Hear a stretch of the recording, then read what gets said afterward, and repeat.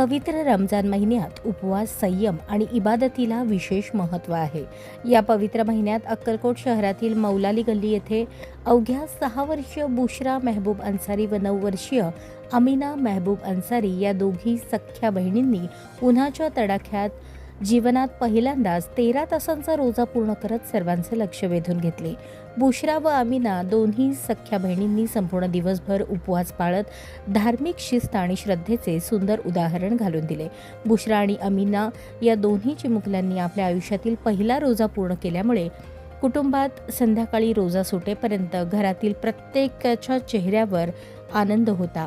त्यासोबतच गल्लीतील नागरिकांनी दोघा बहिणींना शुभेच्छा देत त्यांच्यावर कौतुकाचा वर्षाव केला. सदरुद्दीन अन्सारी यांनी आपल्या दोन्ही नातींनी एवढ्या लहान वयात आपल्या जीवनातील पहिला रोजा ठेवून दाखवलेली संयम, श्रद्धा आमच्यासाठी अभिमानाची बाब आहे असे सांगितले.